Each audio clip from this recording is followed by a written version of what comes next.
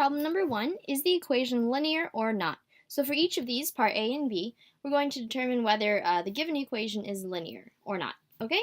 So let's look on part A. So first of all, actually, let's write what does it mean for an equation to be linear. We're looking for something of the form y double prime plus some function. It could be of t or not.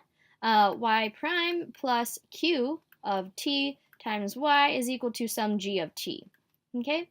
So the thing is that we're looking for our y double prime, our y, and our y prime and our y to be separated by plus or minuses. Okay, they all have to exist in separate terms.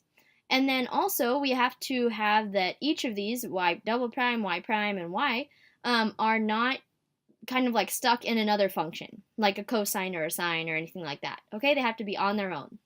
Okay, so let's look at part A. So we have some function in front of our y double prime, first of all. We see this t squared. So the first thing we can do is just divide by t to make it look something like this function here. So if we divide by t everywhere, we get y double prime plus 1 minus y over a t squared.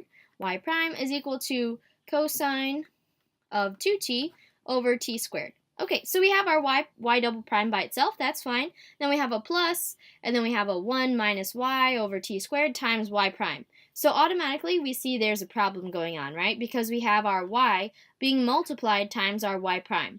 And we're not allowed to have that in a linear equation, so this is going to be not linear. Okay, because those will ultimately end up being multiplied times each other, and we can't have that.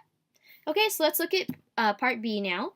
So we have something that looks linear already, right? Because we have our y double prime, our y prime, and our y in separate terms, so that's good. But we do see here there's a problem, because our y is stuck inside the sine function, which we're not allowed to have there, so this equation is also not linear.